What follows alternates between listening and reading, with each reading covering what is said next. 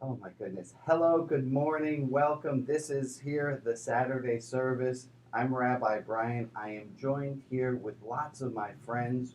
They're my friends. Hi, friends. Can you guys all wave and say hi to the people who are watching?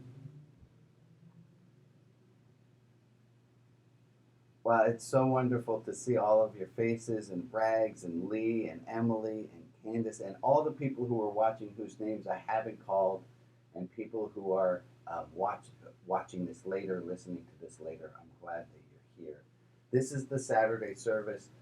We're having a slight technical delay in my audio, so I apologize for that. I'm broadcasting from a beautiful Best Western hotel. You might have been able to tell from the artwork that's on the wall.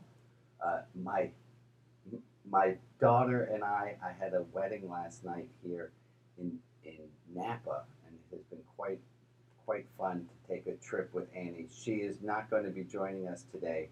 Um, I do have a joke I wanted to start us with. Let me see if I can get that on the screen. Wait, no, hold on. There we go. I don't know if you've all seen this. Has anyone seen this?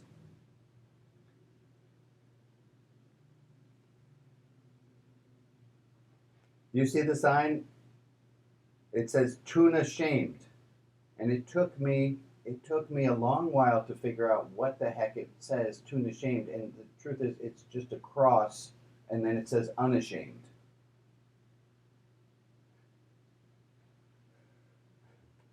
Which, which I think, if we can put a little sermon on it, which is to say, what you think you understand clearly might not necessarily be the way everyone else sees what it is that you're doing. So, tuna shamed for all of us today.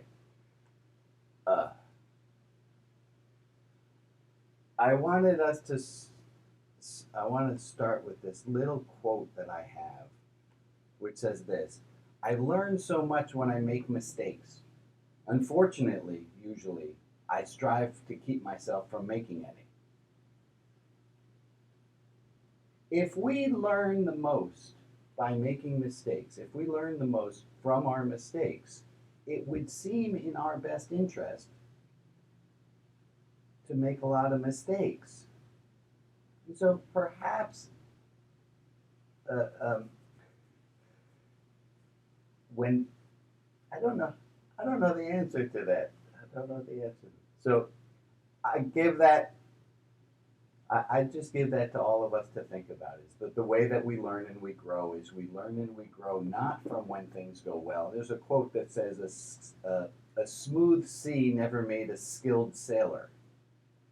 It's only when things go wrong that things go well. Well, that concludes the service. Thank you very much. I'm glad you all were able to join.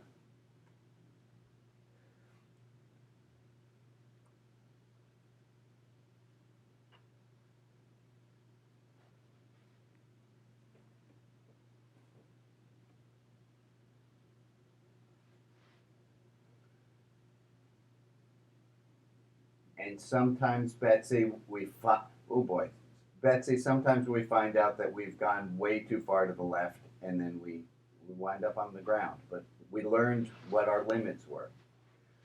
Um, good. Let me start us. I wanted to start us with a little bit of a review of some things that we've done in the past. And the first one I wanted to look at was the SMLWPP. This was the should, might, like, want, plan, promise, which eventually, and our friend Bob pointed out in an email to me, leads us finally to do.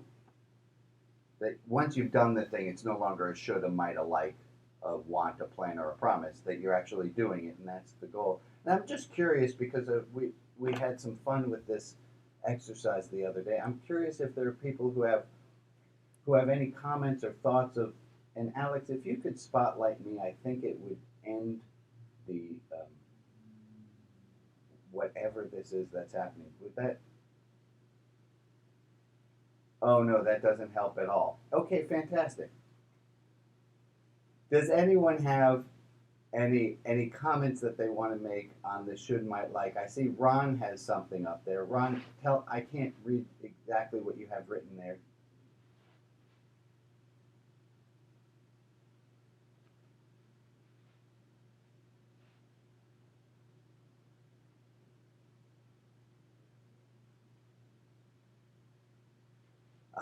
And how does this help you, Ron?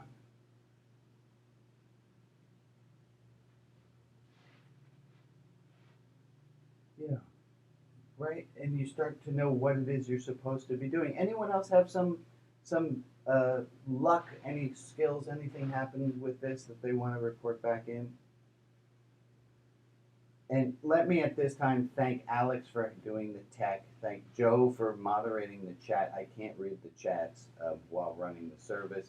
And to thank Kip for being deep dive master, and Tony Ann, who always helps me plan out services. So, and Lee, also to thank Lee for scribing down notes as to what it is we talked about.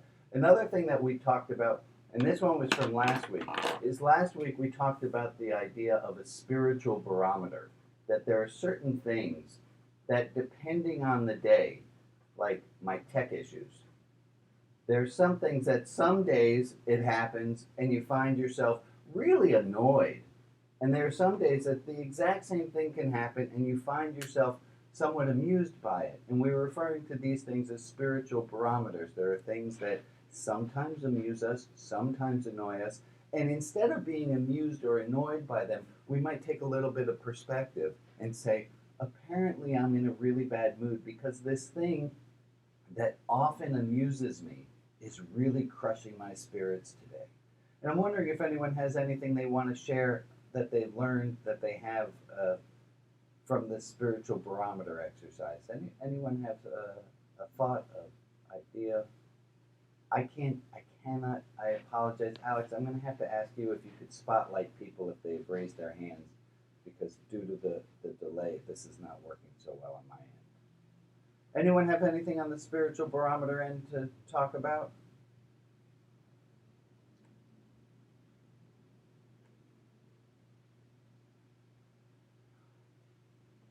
Yeah. Okay. So the annoying game, that one we're going to get to in a moment. But let's let me ask it this way, Sherry. Is there anything that annoyed you that you knew on another day might not annoy you?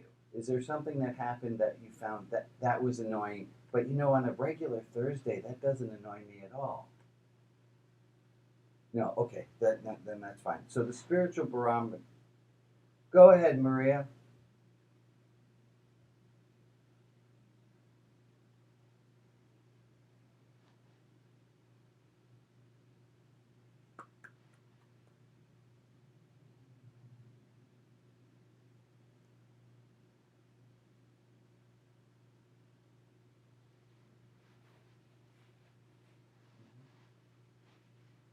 That's fantastic. That's fantastic. That's the idea of a spiritual barometer. Is you look at the same item, the same thing, an egg, and you think, well, today I must be in a slightly sour mood because the egg peeling process has just annoyed me, and I know that on a regular Tuesday, peeling an egg doesn't annoy me. So the idea of a spiritual barometer is to give ourselves a little bit of perspective, a little bit of um, maybe a little bit of distance from ourselves. Go ahead, Emily.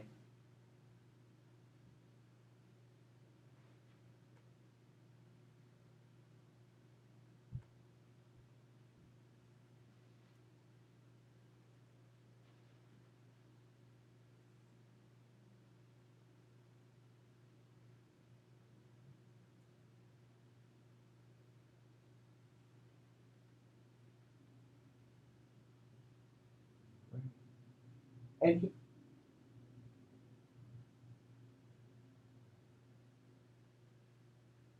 yeah, and that is exactly it, Emily and Maria. That is exactly it. Is if we can notice, and I think this is the key, is when we are doing it, when we are interacting with the person that sometimes it annoys us, or we're peeling the egg, and sometimes that annoys us, is that instead of taking the train to Annoyingville and allowing that thing to continue to annoy us, is we can take a little bit of perspective, a little bit of a break on it, a little pause, and go, wow, I don't have to just get annoyed. I can also notice myself. And that slight act of being aware of ourselves, where we are, whatever we're doing, can pull us out of the annoyance. It can pull us out of whatever it was we were doing. It can. So this brings us to, I had asked people this week, and if you do the homework or not, you're a wonderful person either way. If I had asked people to take an index card and to, during the week, every time they got annoyed, take out the index card and to make a hatch mark. Every time something annoyed them, make a hatch mark. Okay, I got annoyed again. And you didn't have to keep track of what annoyed you, but just to keep track that on Monday, maybe there were 7 things that annoyed me. And then on Tuesday, there were 6 things that I found annoying. And on Wednesday, there were 12 things that I found annoying. How many people were able to do, how many people, just so I know and I don't spend time doing something that we didn't all do, how many of you spend some time doing this little exercise? Oh, and Alex, please reframe this quickly. There we go. Thank you. Some people were able to do this exercise. And let me ask you, before I tell you what I was hoping that you learned, let me ask you, what did you get out of this exercise? What came out of taking your time and seeing, well, I'm annoyed this many times a day, or I'm not annoyed this many times a day? And Michael, I don't know if you're on, yeah, there you are, Michael. Would you tell us a little bit, go ahead.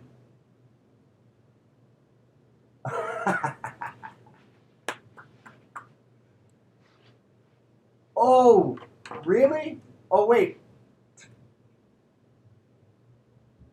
Oh, wait, time out, time out. What is this thing called when you make these marks then? A tick mark? A hatch mark? Oh, so if my instruction was wrong, I apologize.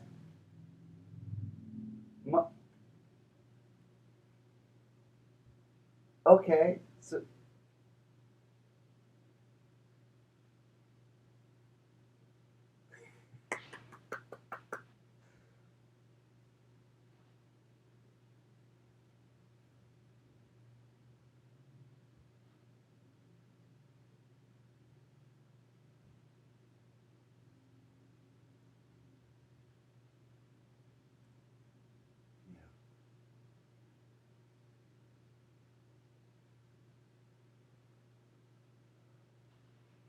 aware.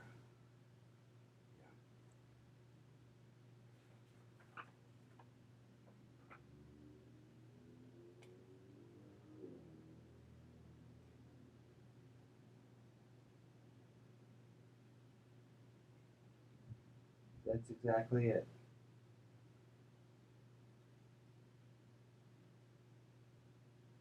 Yeah. So if I may, I've said this before, is, and this is an idea from the philosopher Shantideva, 8th century Indian monk, and he said, and I changed it, and I said that there's a train station. There's a train station at Annoyingville, and the train station at Annoyingville has 2 platforms, and they're both labeled with the exact same words. And the annoyance train will leave from either platform. But there's a slight difference to the platform. One of the platforms is when you don't get what you want. And the other platform is when you get what you don't want. And what I've always noticed is that if I take a moment to make a hatch mark or whatever, and you take a moment to notice, is this a moment where I'm not getting what I want? Or is this a moment where I'm getting what I don't want? And to be honest, it doesn't matter which it is. It's the slight act, because the anger annoyance train, this is going to be my picture of a train. I tell you that ahead of time because I'm not really sure what it's going to look like. That the annoyance train leaves from the station and it takes the track that it normally takes, and you don't have, as so long as you do the same thing you've always done, the annoyance train's going to run exactly as it's always run. But as Michael just said, if you take a moment and you're aware of it, you can derail the train. And you can keep the annoyance train from going where it normally goes. That's the idea of making these hatch marks. That's the idea of taking what Maria was saying, of looking at the eggs and saying, oh, look, I'm getting annoyed today where I don't normally get annoyed. It's this metacognition. It's this thinking about what we're thinking that can give us a little tool to keep ourselves from our habitual annoyances. I want to take some. I went on a little bit of a rabbi long-windedness, and I really want to hear from more people. So, other people, what happened in this exercise in doing this, making marks of every time we were annoyed? Did other people have experiences that they want to share with the group? Yeah, go ahead.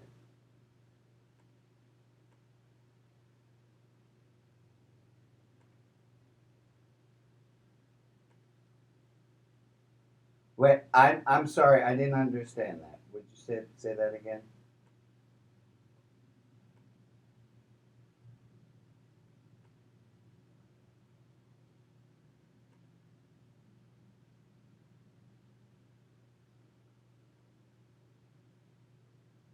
Oh, you like, and it just goes to prove that even when you do something wrong, there will still be some people who like it.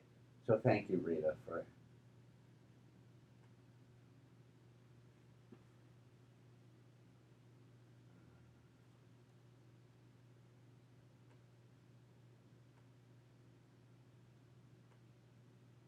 yeah,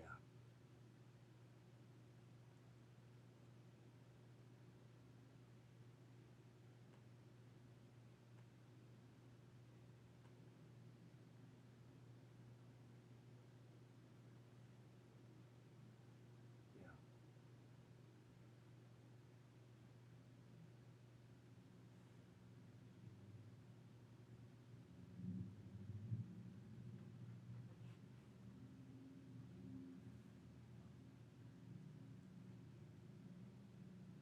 yes, yes, yes. It's taking that little moment of awareness. There's a quote, a fantastic quote from a gentleman named Fritz Perls. He was you know him. He was the one whose S started with him, and he said this. He said this, and I think this is one of my favorite quotes, and I haven't shared this in this service.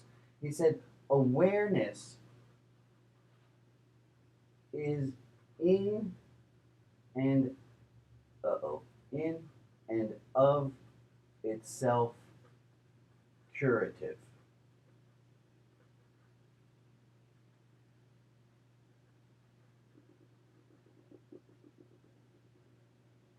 Awareness is and of itself curative. So as soon as you start being aware of something, it changes the thing. As soon as you're aware that you are getting annoyed, it changes the annoyance. It reminds me of in particle physics that the quarks, and they can't tell if they're waves or they can't tell if they're solid, because when you watch it, it changes what it is. And the same is in our lives. When we are aware of the things that annoy us, it changes our perspective with the thing that annoys us.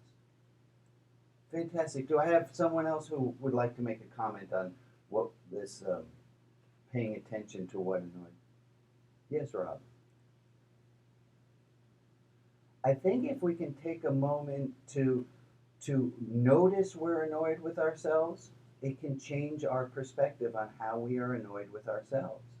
And the goal, as best as I can understand it, is to be compassionate, including to be compassionate to ourselves. I do see someone has their hand raised, and I have made it. We have had a yes, Carol Ann. What do you have to add for us?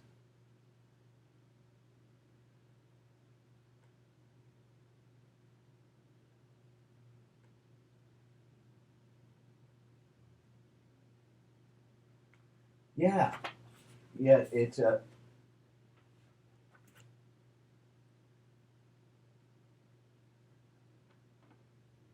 yeah.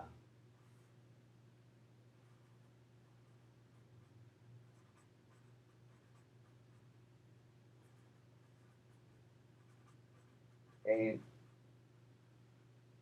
Amen. Amen.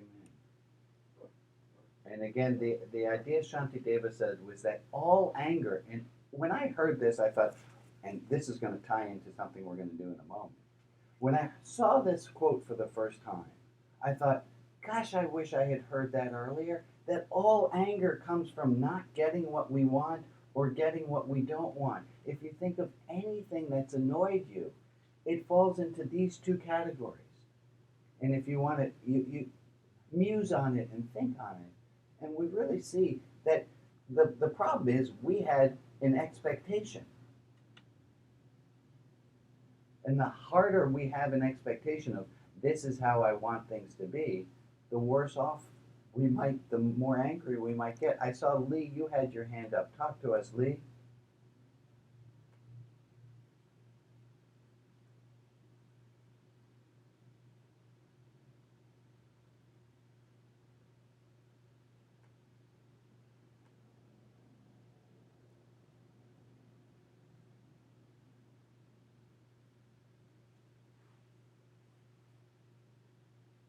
Are there any days with her where you're not as annoyed?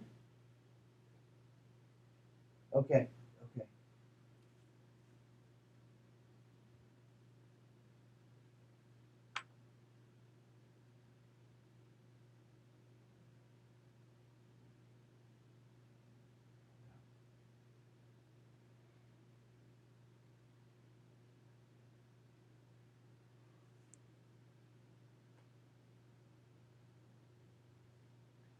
Yeah. Good for you. Good for you. Well, that brings me to one of my favorite things that we've been doing recently, which is raffle tickets. Is there any not raffle? What were those? Didn't were they raffle tickets? Yeah, the yeah. I don't. And he said, "Oh, Dad, I forgot to bring the raffle tickets." I said, "Honey, I think people will forgive us for that." And the idea of the raffle tickets, and we will add one. We'll put Lee. We'll put your name on the raffle tickets. Is there something that you have done in the last week that was, you know what? I deserve a cookie for that. Is there something that you've done in the last week where you think, and really, it's a raffle ticket? Oh, and we did figure out that May 6th, I think, is the 1 year anniversary of starting this service. And on May 6th, we're going to be pulling the raffle tickets, so make sure you come back for that. And is there somebody who has something that they want to share that they did where they feel they deserve a raffle ticket? You don't even have to tell us what it is. Just say I deserve a raffle ticket, and we'll get you a raffle ticket. Is there something that someone did that they feel? Go ahead, Shmuley.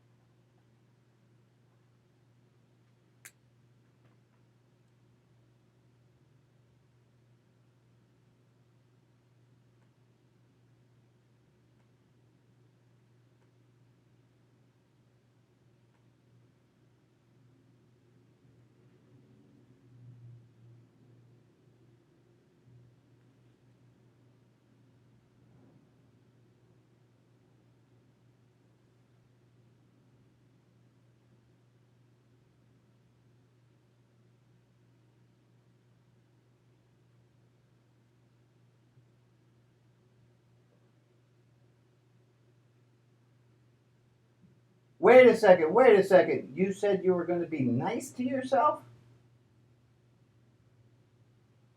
Did lightning come and strike you? Like, are you allowed to do that?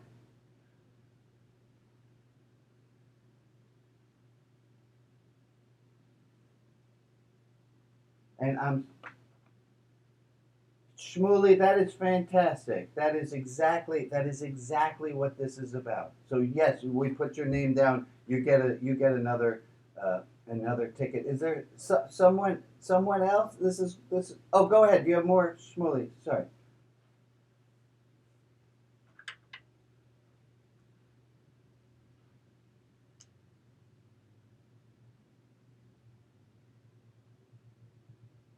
That's fantastic. And I know there are some people who have raised their hands, and I want to make sure that we talk to those people. Betsy, what is it you have, my friend?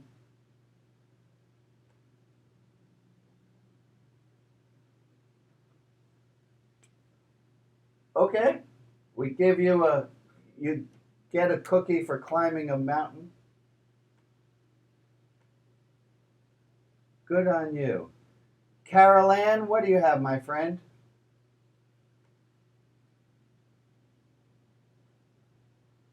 Oh,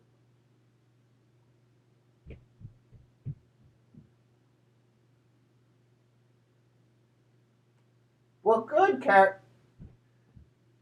Well, Carol Ann, I think you deserve a lottery ticket for that one. Good job. And Marcus, you also had something that you wanted to share. Please go ahead.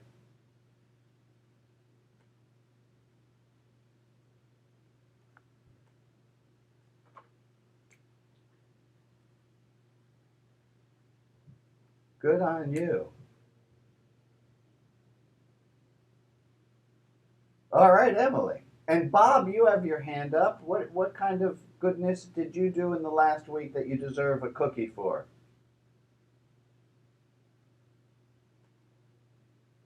Well, that's very good. Well, we're glad to hear that. Um, oh, this is going so well. Hold on one second. We did that. We did that. We did that. Good for us. We're doing really well. Now let me I bring my video back up. There I am. So here's the thing I would like us to think about today, and I'm really glad that we're here in Napa, and we have very very dear friends who I'm godfather to, and Annie and Emmett call the two kids their god cousins. And so Annie ran off to play with her god cousins, which is great because to have an actual 12-year-old with us today might make this harder. And oh, this is what I'd like you to think of. If you could write down on an index card one thing that you wish you could go back in time, find yourself at 12 years old, and if you want to think about Annie, just to have a prototype of what a 12-year-old looks like, so someone around that age, if you could go back in time and give 12-year-old you one piece of advice, what would that be?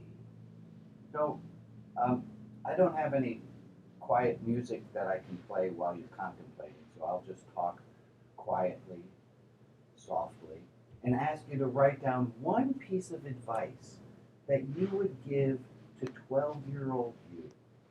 One piece of advice that you wish you had heard when you were 12 years old, something that would make your life a little bit easier, a little bit freer. Fantastic.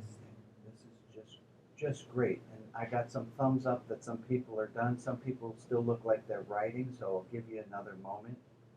And while we're doing that, Alex, can you prepare the breakout rooms?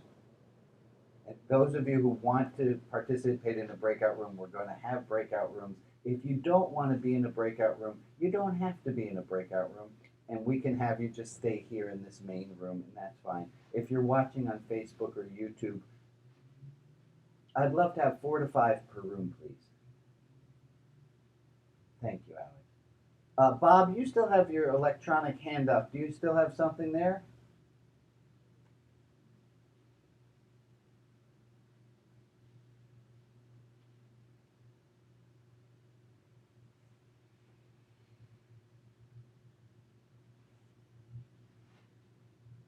Oh, no, no, no. We are not going to mess with time travel. I saw Back to the Future. We're not going. Thank you, Bob, for bringing that up. We're not actually going to do that because if we did go back in time, we could mess everything up terribly. So thank you, Bob, for bringing that up. Um, this is just a thought experiment.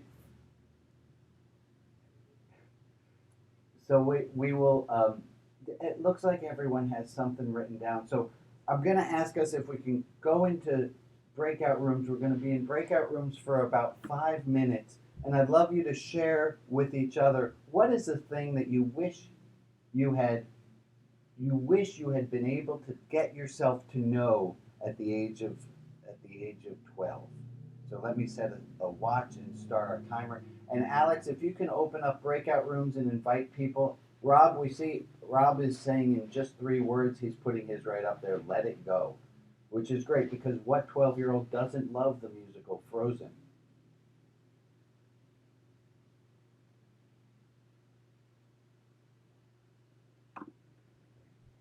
Wonderful. So people are going off to breakout rooms to share with each other a bit of advice that they wish that they had been able to give 12-year-old them. And I'll be here with whoever is not going off to breakout group land. And I say, oh, look at all these people. Oh, my friend Fernand is here. I didn't know that. And hi, Jordan and Greg, and Rags, and Bobby, and Leanne, and Hugh is back. That's great. And Wendy, I got all these people. So Michael is still here in this room. So, excuse me. I'm assuming that all of you who are still here are people who did not want to join the breakout rooms, and that's fantastic.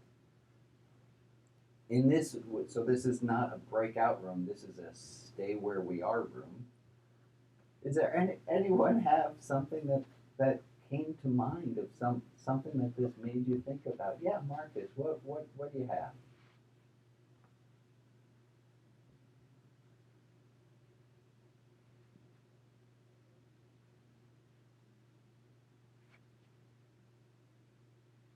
Oh, wouldn't that be a great thing to have heard at 12 years old and hopefully be able to believe it? Yeah. Well, so yeah, yeah. I think if 51-year-old me showed up in 12-year-old's me bedroom, 12-year-old me would not know. Would be like, "Who are you? Go away. You're not real." But still, the advice is still salient and still important. Of don't stress so much. You're going to wind up with a beautiful life anyway. Who's got something else that they might want to share? Yeah, Greg, what do you have, my friend?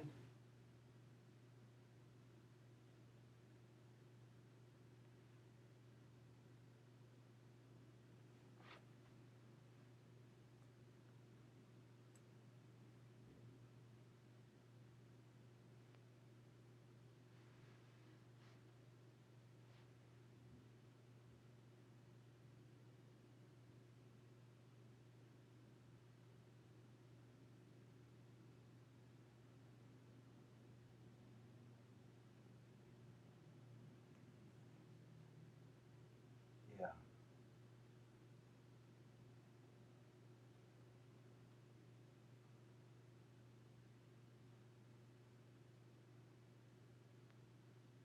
Oh.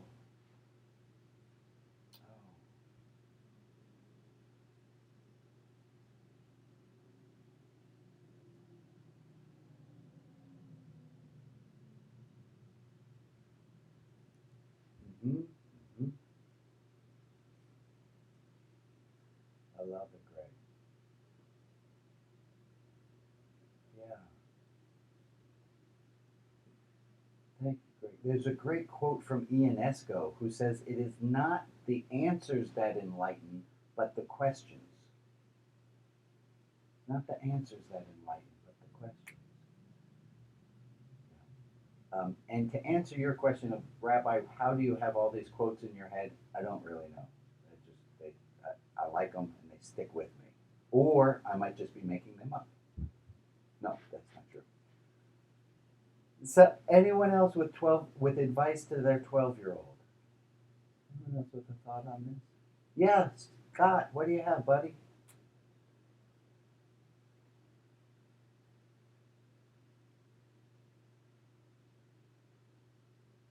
Amen. Yeah. Don't listen to those other people. Do you. I love it. Good. And my I don't think it's easy to do when you're 65. All the more so when you're 12 years old. It's a very rare 12-year-old who can stand up against stand up. Peer pressure is an awful thing. So I tell you guys, I experienced some peer pressure yesterday. I was doing a wedding here in Napa, and they had rapid COVID tests for everyone on the way in. And so the guests were not wearing masks. But I didn't feel comfortable. And so I had my mask on. And I'm about to start the ceremony, and I have a microphone in front of me, and I look out, and there are maybe 6 people who have masks on, and no one else does. And I think, well, I'm just going to take my mask down. What can go wrong? And in that moment, I had that real the revelation again of peer pressure, societal pressure is no joke. I didn't take the mask down, but it took a lot of internal stamina to not do that. Quite a thing. Oh, I was supposed to close the breakout rooms. Alex, can you close the breakout room so they have a 60-second to get back to us? Thank you. And anyone else have something they want to share? Rosalind or Hugh?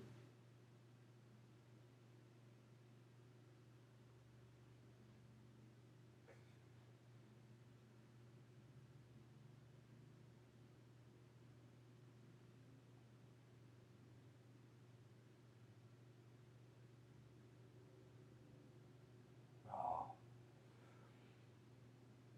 Mm. Mm. Yeah. Maybe to just tell the 12-year-old that they're not crazy, that this is not right. Yeah. Wow. I'm sorry. Thank you for sharing that, Rosalind. And Hugh, what do you have, bud?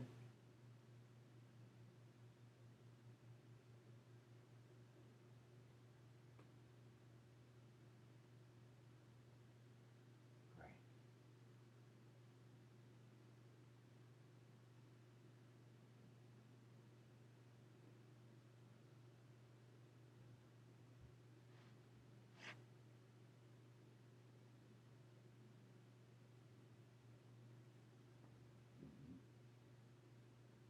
Mhm. Yeah. Well, thank you. And I have my friend Cosmic Librarian. I don't know if you can unmute, but I know you have something to say about this. No? Go ahead. Go ahead. Yeah, yeah, go ahead. Go ahead. Go ahead, my dear.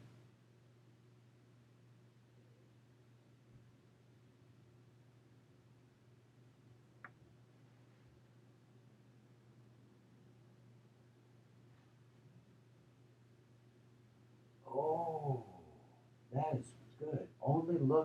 Only take advice from people who say that again. Only take advice from people who look at their own reflections honestly. I love that. Thank you. I knew you'd have something brilliant to say because you always do. Thank you. Thank you. Okay, wonderful. And how did it go in your breakout rooms? We do all right? Is there any aha? Yeah, go ahead.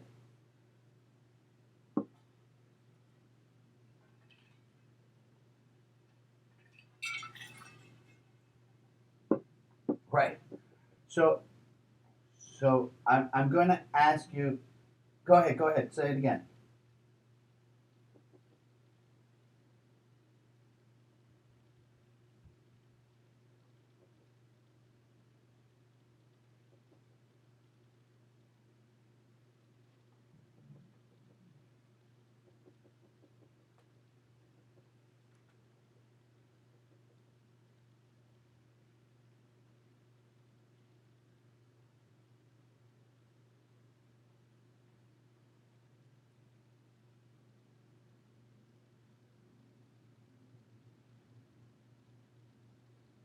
Mm-hmm. Yes, it would. Did yeah. Did anyone? I'm just curious, and you don't have to admit to it, but did anyone have any harsh words for the 12-year-old, like "grow up already" or "conform"? And I don't.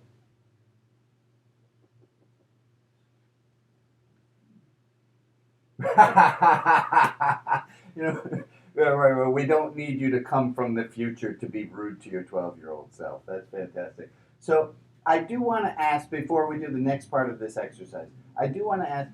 There's a 12-year-old who I'm very much in love with, and she's out playing with her god cousins right now. And we were talking on our drive down to Napa. We're talking about a lot of things. We've had a lot of time together. But we talked about her coming of age ceremony, her bat mitzvah. And usually in a bat mitzvah, the idea of it is it's a coming of age ceremony within a community. And she points out, well, y'all, a lot of y'all, are part of her community. So I would love to ask. I got a bunch of clergy folks, and y'all know who you are, who are on this call. And she said, well, why can't they be involved in what I do? So if you are, right, and it's her bat mitzvah, and I have this crazy ass idea that, I don't know, maybe the kid who's celebrating the coming of age should have some say in what it is that gets done. And the way that I got this crazy idea was I told my son a few years ago, this is what we're going to do for your bar mitzvah, because I've done hundreds of them, and this is what I want to do. And he said, Dad, we were at a dinner, just he and I, and he was kind of squirming about trying to get some words out. I'm like, what? He said, I don't want to do what you planned. I said, okay. I said, well, what do you want to do? He said, I just want to cry with you and Mom that I'm growing up. And and and so that's what we did. We went up. We went up. I had a friend who's a rabbi help me because I didn't want to be the dad and with him crying and officiating. So my friend Dana helped us, and we made this beautiful ceremony, and there were a lot of tears. It was a beautiful thing. Annie, she's a different character. She's her own person, so she wants to do something. And so if you're a clergy person and you might be amenable to chatting with me and chatting with her, I'd love her to get some wisdom from all of y'all. So that's on advice to a 12-year-old in a different way, because I have an actual 12-year-old here. So please be in touch with me, and to let everyone know that in March 2021, oh my God, that will be 2 years since COVID. I am sorry. We're gonna edit that on the video and make it sound like 2022. Um, that we will do something, and I don't know what it will be, but I sure want to have this whole community. This community is really important to her to do something, and we'll figure out what it is. I don't know what it is yet. Um, then I'm going to go to the next part of this exercise, but I think there was a question or a comment that someone wanted to make. No? Okay. Bob, you got your hand up again, man. What's up?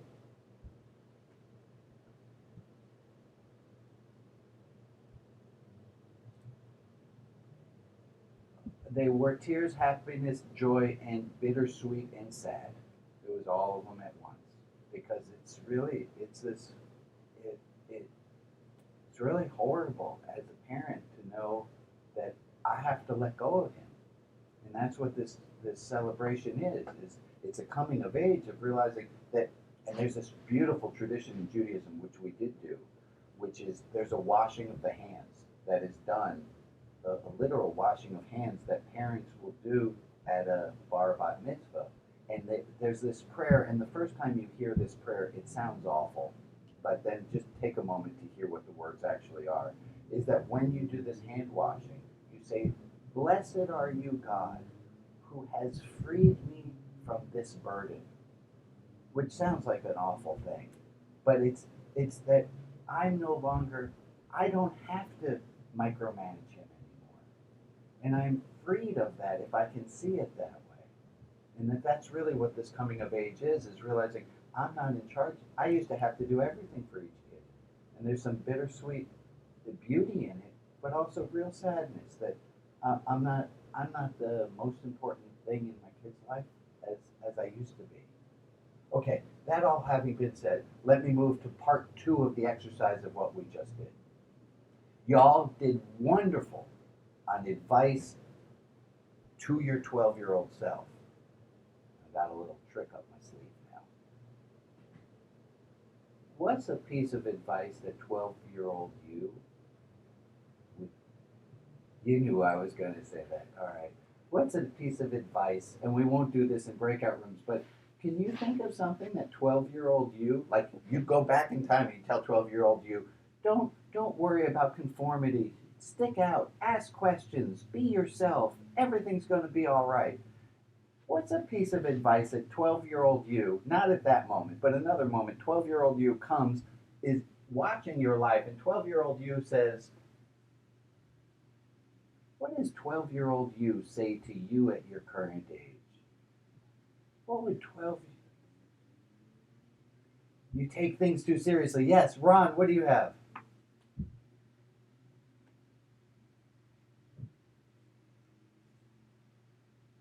12-year-old you says you ain't responsible for all of this. Calm down, dude. What else would 12-year-old and Rob's sticking with let it go. Let it go, let it go. Amen. Other piece of advice from 12-year-old you to you? Yes, Hugh. Thank you for raising your electronic hand.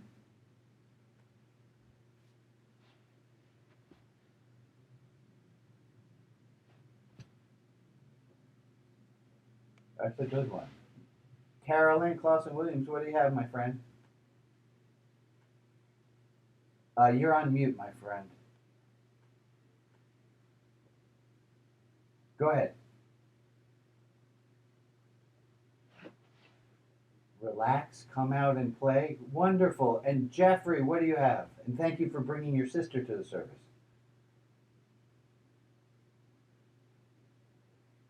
Oh, isn't that nice? Alma, what do you have to share? What does 12-year-old Alma have to say to Alma today?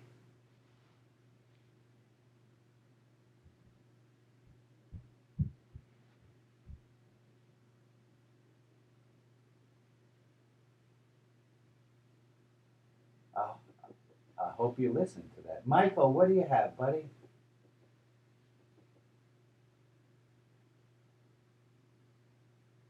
Oh.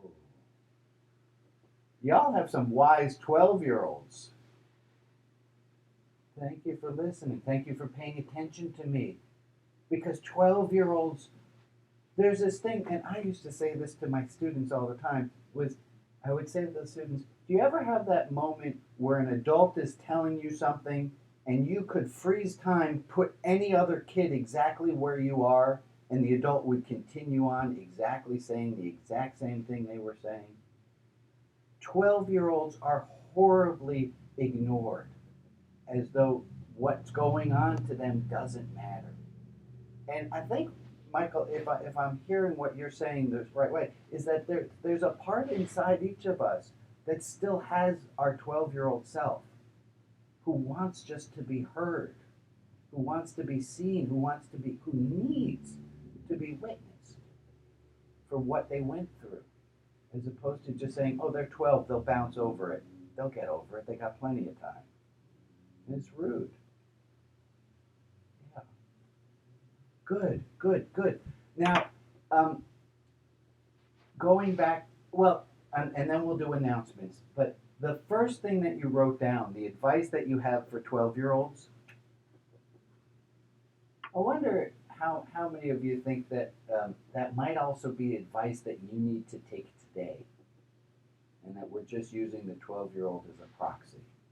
That whatever it is that you thought you needed to tell that 12-year-old might be something that you need to hear today.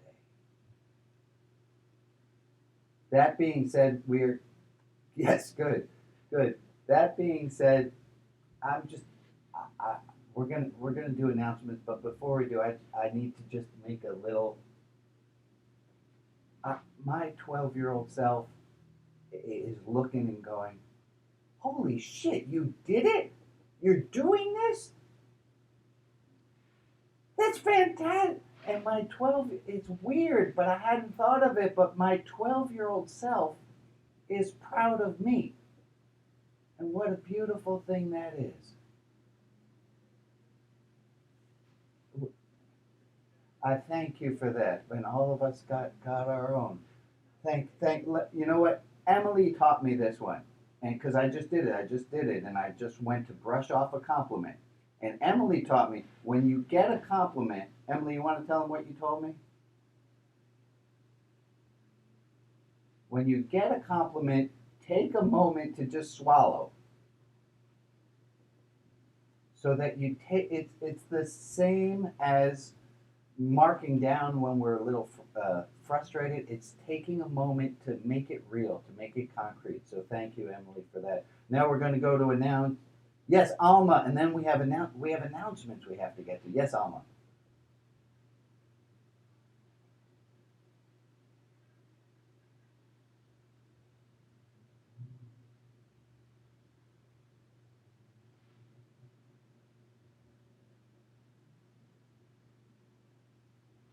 Well, what? Isn't that lovely? Wonderful. So announcements. Here's my announcement song. Announcements. Announcements. Announcements. That's all we're getting for the singing. And Marcus is going to read us some announcements. Thank you so much for reading them, Marcus.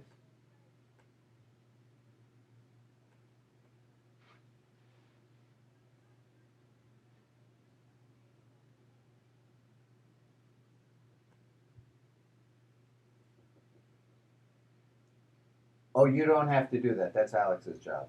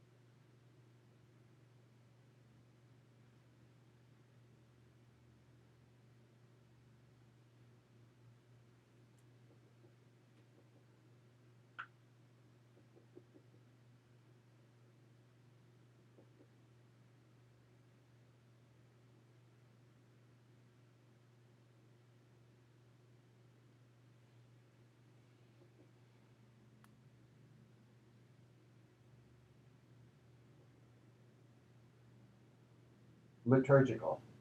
Yeah. No liturgy. That.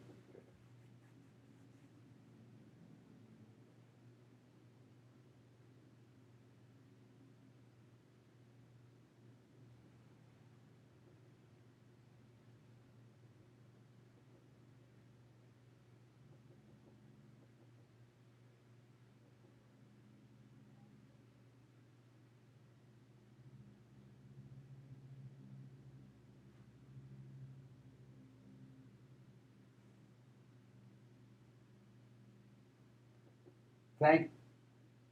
Then everything is those are all the other announcements. Thank you so much for sharing those announcements. I do have uh, James.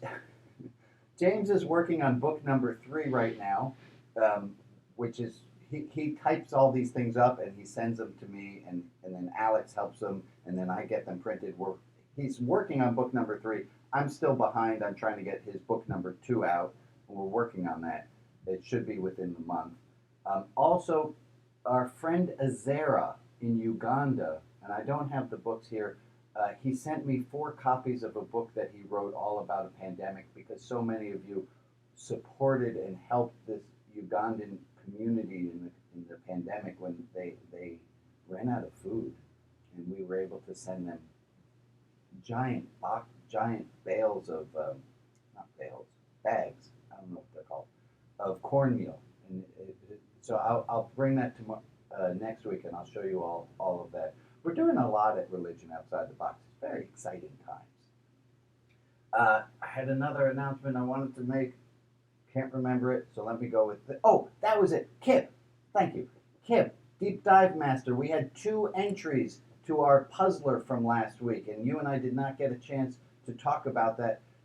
Kip, do you have anything you want to say? We had a puzzler from last week, and the puzzler was, what is, in a spiritual way, what is more like a train and less like a taxi? And Kip, I don't know if you have any words you want to share about that.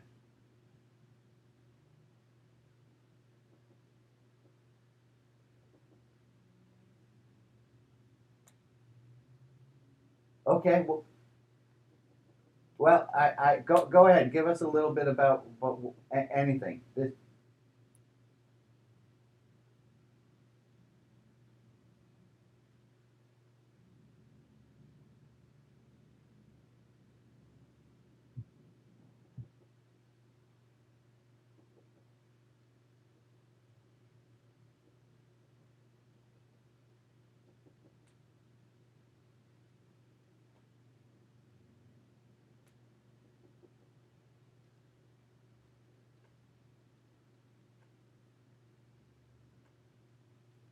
And we had a few people who sent in some really wise things about a spiritual life and how a spiritual life is more like a train. You don't get to pick the destination. You don't get to you sit down and you go where the train's going. And a spiritual life is less like a taxi that you get to direct and push around. So thank you for those people who entered our puzzler. We'll see if there's another one of these. This service is always evolving. I have an assignment for everyone for next time, and this is a. Go ahead, Kip. You have something? Oh, I apologize. So here's a homework assignment.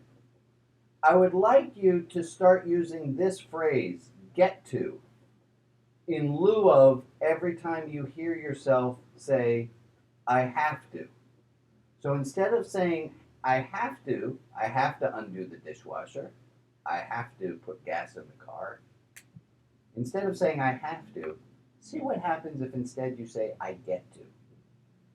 Just try it for a week. See how things happen. Now, the great thing about this assignment is this is not an assignment that you have to do.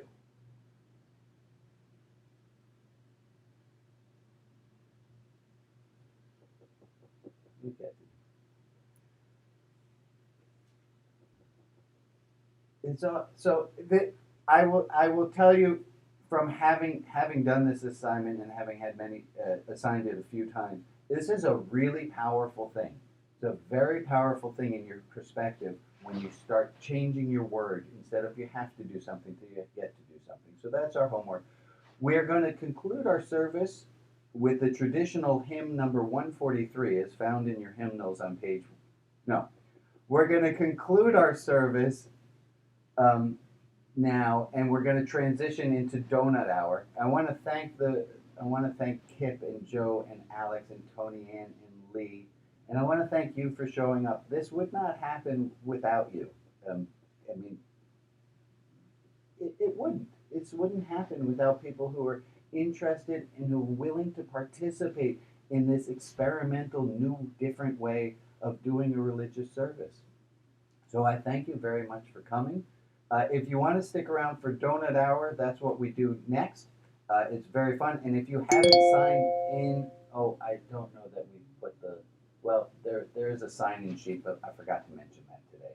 So we'll do that next time. And I want to thank all of you for coming.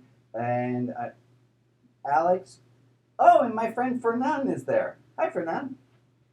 That's fantastic. We have a very international group this time. So thank you. And You got it. You got the My Fun Theology workbook. And it's a very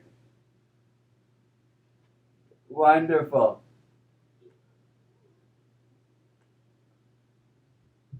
Wonderful. Well, Alex, I am making you host of the meeting, and so that you and Joe can continue on with Donut Hour, with Deep Dive, with Kip, and thank all of you so much. Alex, take it away. It's all for you. Bye, everybody. Well.